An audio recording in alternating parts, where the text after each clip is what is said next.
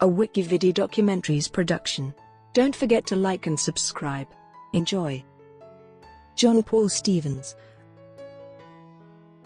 John Paul Stevens is an American lawyer and jurist who served as an Associate Justice of the United States Supreme Court from 1975 until his retirement in 2010. At the time of his retirement, he was the second oldest serving justice in the history of the court, the third longest serving Supreme Court justice in history. Stevens was considered to have been on the liberal side of the court at the time of his retirement. Born in Chicago, Stevens served in the United States Navy during World War II and graduated from Northwestern University School of Law. After clerking for Justice Wiley Blount Rutledge, he co-founded a law firm in Chicago, focusing on antitrust law. In 1970, President Richard Nixon appointed Stevens to the Court of Appeals for the Seventh Circuit. 5 years later, President Gerald Ford successfully nominated Stevens to the Supreme Court to fill the vacancy caused by the retirement of Justice William O. Douglas. He became the senior Associate Justice after the retirement of Harry Blackmun in 1994. Stevens retired during the administration of President Barack Obama and was succeeded by Justice Elena Kagan. Stevens' majority opinions in landmark cases include Chevron v. Natural Resources Defense Council, Apprendi v. New Jersey, Hamdan v. Rumsfeld, and Massachusetts v. EPA. Stevens is also known for his dissents in Texas v. Johnson, Bush v. Gore, D.C. v. Heller, and Citizens United v. Feck. Early life, 1920-1947. Stevens was born on April 20, 1920, in Hyde Park, Chicago, Illinois, to a wealthy family. His paternal grandfather had formed an insurance company and held real estate in Chicago, while his granduncle owned the Chazé Stevens department store. His father, Ernest James Stevens, was a lawyer who later became a hotelier, owning 2 hotels, the La Salle and the Stevens Hotel. He lost ownership of the hotels during the Great Depression and was convicted of embezzlement. His mother, Elizabeth Maud Stevens, was a high school English teacher. 2 of his 3 older brothers also became lawyers. As a boy, Stevens attended the 1932 World Series baseball game in Chicago's Wrigley Field in which Babe Ruth called his shot. Stevens later recalled, "Ruth did point to the center field scoreboard, and he did hit the ball out of the park after he pointed with his bat, so it really happened." He also had the opportunity to meet several notable people of the era, including the famed aviators Amelia Earhart and Charles Lindbergh, the latter of whom gave him a caged dove as a gift. The family lived in Hyde Park, and John Paul Stevens attended the University of Chicago Laboratory School. He subsequently obtained a Bachelor of Arts in English from the University of Chicago in 1941. While in college, Stevens also became a member of the Omega chapter of Psi Upsilon. He began work on his master's degree in English at the university in 1941, but soon decided to join the United States Navy. He enlisted on December 6, 1941, one day before the attack on Pearl Harbor, and served as an intelligence officer in the Pacific Theater from 1942 to 1945. Stevens was awarded a Bronze Star for his service in the code-breaking team whose work led to the downing of Japanese Admiral Isoroku Yamamoto's plane in 1943. Stevens married Elizabeth Jane Shireen in June 1942. Divorcing her in 1979, he married Marion Mulholland Simon that December. That marriage lasted until Simon's death in 2015 following complications from a hip surgery. He has 4 children, John Joseph, Catherine, Elizabeth, and Susan. With the end of World War II, Stevens returned to Illinois, intending to return to his studies in English, but was persuaded by his brother Richard, who was a lawyer, to attend law school. Stevens enrolled in the Northwestern University School of Law in 1945. He was a brilliant student, earning the highest GPA in the history of the law school. He received his J.D. in 1947, graduating magna cum laude. Legal career, 1947-1970.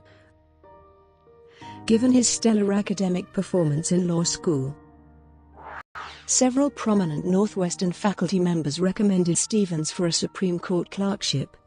He served as a clerk to Justice Wiley Rutledge during the 1947-48 term. This service inspired his Rutledge and focus on careful interpretation of the facts in cases before him.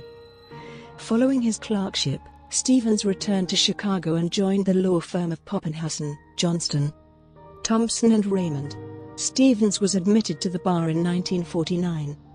He determined that he would not stay long at the Poppenhusen firm after he was docked a day's pay for taking the day off to travel to Springfield to swear his oath of admission. During his time at the Poppenhusen firm, Stevens began his practice in antitrust law. In 1951, he returned to Washington, D.C., to serve as associate counsel to the Subcommittee on the Study of Monopoly Power of the Judiciary Committee of the U.S.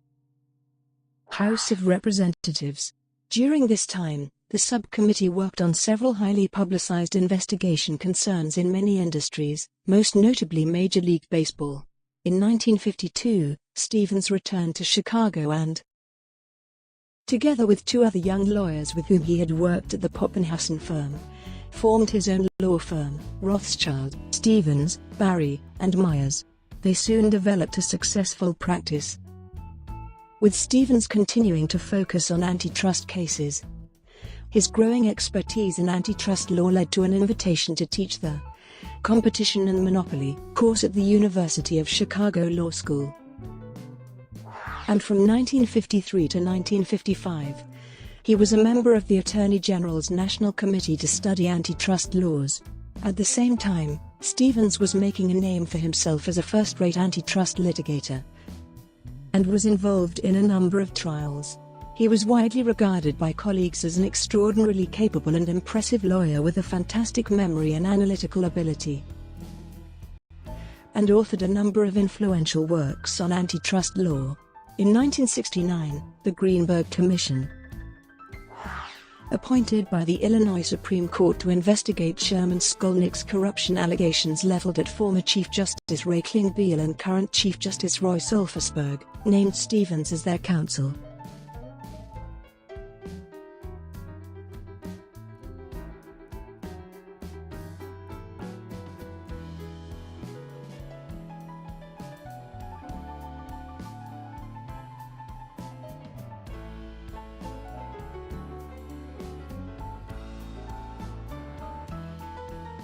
Meaning that he essentially served as the Commission's special prosecutor. The Commission was widely thought to be a whitewash, but Stevens proved them wrong by vigorously prosecuting the justices, forcing them from office in the end. As a result of the prominence he gained during the Greenberg Commission, Stevens became second vice president of the Chicago Bar Association in 1970. Judicial career, 1970-2010. Stevens' role in the Greenberg Commission catapulted him to prominence, and was largely responsible for President Richard Nixon's decision to appoint Stevens as a judge of the United States Court of Appeals for the Seventh Circuit on November 20, 1970. His nomination was put forth by a former University of Chicago classmate, Illinois Senator Charles H. Percy. President Gerald Ford then nominated him as an Associate Justice of the Supreme Court in 1975 to replace Justice William O. Douglas, who had recently retired, and he took his seat December 19, 1975. After being confirmed 98-0 by the Senate, when Harry Blackmun retired in 1994, Stevens became the Senior Associate Justice, and thus assumed the administrative duties of the court whenever the post of Chief Justice of the United States was vacant or the Chief Justice was unable to perform his duties. Stevens performed the duties of Chief Justice in September 2005, between the death of Chief Justice William Rehnquist and the swearing-in of new Chief Justice John Roberts, and presided over oral arguments on a number of occasions when the Chief Justice was ill or accused. Also in September 2005, Stevens was honored with a symposium by Fordham Law School for his 30 years on the Supreme Court. And President Ford wrote a letter stating his continued pride in appointing him. In a 2005 speech, Stevens stressed the importance of learning on the job.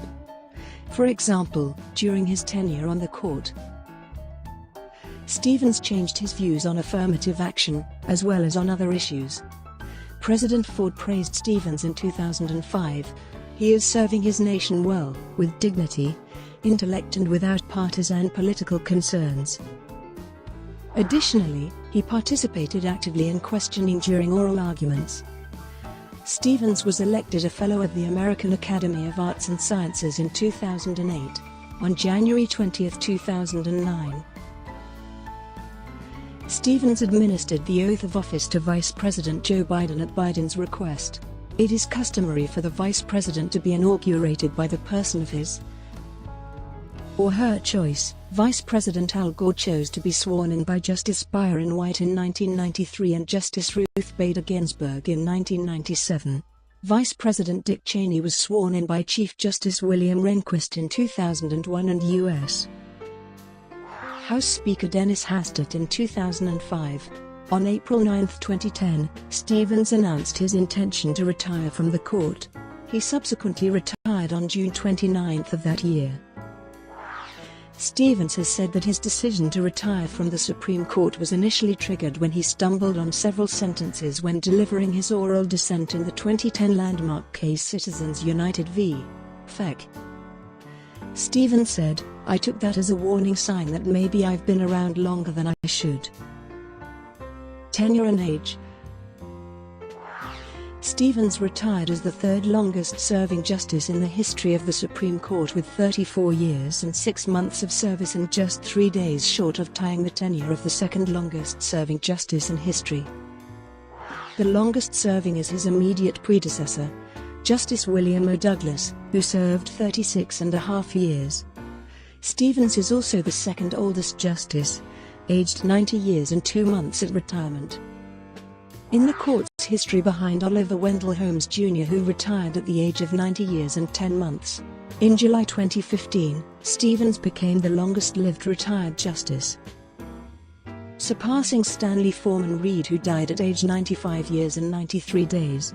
On June 26, 2015, Stevens attended the court's announcement of the opinion in Obergefell v. Hodges, in which the court narrowly ruled 5-4 that recognition of same-sex marriage is protected under the Constitution's 14th Amendment. Political affiliation. When he was appointed to the Supreme Court, Stevens was a registered Republican. Asked as a sitting justice in September 2007 if he still considers himself a Republican, Stevens replied, "That's the kind of issue I shouldn't comment on, either in private or in public." Abner Mikva, a close friend, said that as a judge, Stevens refused to discuss politics. He was more particular about it than a lot of them, Mikva stated. In 2018, Stevens told a Boca Raton crowd that Brett Kavanaugh's performance during recent Senate hearings should disqualify him from the U.S. Supreme Court bench, citing the potential for political bias should he serve on the Supreme Court. Kavanaugh was nominated by Republican President Donald Trump. Judicial philosophy. On the Seventh Circuit Court of Appeals, Stevens had a moderately conservative record. Early in his tenure on the Supreme Court, Stevens had a relatively moderate voting record. He voted to reinstate capital punishment in the United States and opposed race-based admissions programs such as the program at issue in Regents of the University of California v. Barkey. But on the more conservative Rehnquist Court, Stevens joined the more liberal justices on issues such as abortion rights, gay rights and federalism. His cigar cover score, a measure of the perceived liberalism/conservatism of court members when they joined the court, places him squarely on the conservative side of the court. However, a 2003 statistical analysis of Supreme Court voting patterns found Stevens the most liberal member of the court. President Ford expressed no regrets about Stevens' drift toward liberalism. Writing in a 2005 letter to USA Today, Justice Stevens has made me, and our fellow citizens, proud of my 3-decade-old decision to appoint him to the Supreme Court. Stevens' jurisprudence has usually been characterized as idiosyncratic. Stevens, unlike most justices, usually wrote the first drafts of his opinions himself and reviewed petitions for certiorari within his chambers instead of having his law clerks participate as part of the cert pool. He was not an originalist nor a pragmatist. Nor does he pronounce himself a cautious liberal. He was considered part of the liberal bloc of the court starting in the mid-1980s, and was dubbed the Chief Justice of the Liberal Supreme Court. Though he publicly called himself a judicial conservative in 2007. In 1985's Cleburne v. Cleburne Living Center, Stevens argued against the Supreme Court's famous strict scrutiny doctrine for laws involving suspect classifications, putting forth the view that all classifications should be evaluated on the basis of the rational basis test as to whether they could have been enacted by an impartial legislature. In Burnham v. Superior Court of California, Stevens demonstrated his independence with a characteristically pithy concurrence. Stevens was once an impassioned critic of affirmative action. In addition to the 1978 decision in Barkey, he dissented in the case of Fulilovi v. Klutznick, which upheld a minority set-aside program. He shifted his position over the years and voted to uphold the affirmative action program at the University of Michigan Law School challenged in 2003's Grutter v. Bollinger. Stevens wrote the majority opinion in Hamdan v. Rumsfeld in 2006, in which he held that certain military commissions had been improperly constituted. He also wrote a lengthy dissenting opinion in Citizens United v. Feck, arguing the majority should not make a decision so broad that it would overturn precedents set in 3 previous Supreme Court cases. Freedom of speech. Stevens' views on obscenity under the First Amendment changed over the years. He was initially quite critical of constitutional protection for obscenity, rejecting a challenge to Detroit zoning ordinances that barred adult theaters in designated areas in 1976's Young v. American Many Theaters. But later in his tenure adhered firmly to a libertarian free speech approach on obscenity issues, voting to strike down a federal law regulating online obscene content considered harmful to minors in 2002's ACLU v. Ashcroft, which in a dissenting opinion Stevens argued that while as a parent, grandparent, and great-grandparent, he endorsed the legislative goal of protecting children from pornography, without reservation, as a judge. I must confess to a growing sense of unease when the interest in protecting children from prurient materials is invoked as a justification for using criminal regulation of speech as a substitute for, or a simple backup to, adult oversight of children's viewing. Perhaps the most personal and unusual feature of his jurisprudence was his continual referencing of World War II in his opinions. For example, Stevens, a World War II veteran, was visibly angered by William Kunstler's flippant defense of flag burning in oral argument in 1989's Texas v. Johnson, and voted to uphold a prohibition on flag burning against a First Amendment argument, wrote Stevens. The ideas of liberty and equality have been an irresistible force in motivating leaders like Patrick Henry, Susan B. Anthony, and Abraham Lincoln, school teachers like Nathan Hale and Booker T. Washington, the Philippine scouts who fought at Bataan, and the soldiers who scaled the bluff at Omaha Beach, if those ideas are worth fighting for. And our history demonstrates that they are. It cannot be true that the flag that uniquely symbolizes their power is not itself worthy of protection from unnecessary desecration. Stevens generally supported students' right to free speech in public schools. He wrote sharply worded dissents in Bethel v. Fraser, and Morse v. Frederick, 2 decisions that restricted students' freedom of speech. However, he joined the court's ruling on Hazelwood v. Coolmere, that upheld a principal's censorship of a student newspaper. Establishment Clause. In Wallace v. Jaffrey, striking down an Alabama statute mandating a minute of silence in public schools for meditation or silent prayer, Stevens wrote the opinion for a majority that included Justices William Brennan, Thurgood Marshall, Harry Blackmun, and Lewis Powell. He affirmed that the Establishment Clause is binding on the states via the 14th Amendment, and that, just as the right to speak and the right to refrain from speaking are complementary components of a broader concept of individual freedom of mind, so also the individual's freedom to choose his own creed is the counterpart of his right to refrain from accepting the creed of the majority. At one time, it was thought that this right merely prescribed the preference of one Christian sect over another, but would not require equal respect for the conscience of the infidel, the atheist, or the adherent of a non-Christian faith such as Islam or Judaism. But when the underlying principle has been examined in the crucible of litigation, the court has unambiguously concluded that the individual freedom of conscience protected by the First Amendment embraces the right to select any religious faith or none at all. Stevens wrote a dissent in Van Orden v. Perry, which was joined by Justice Ginsburg. He argued that the Ten Commandments displayed in the Texas Capitol grounds transmitted the message, "This state endorses the divine code of the Judeo-Christian God." The Establishment Clause, he wrote, at the very least, has created a strong presumption against the display of religious symbols on public property, and that it demands religious neutrality. Government may not exercise preference for one religious faith over another. This includes a prohibition against enacting laws or imposing requirements that aid all religions as against unbelievers, or aid religions that are based on a belief in the existence of God against those founded on different principles. Brought to you by WikiVidi Documentaries. Would you like to know more?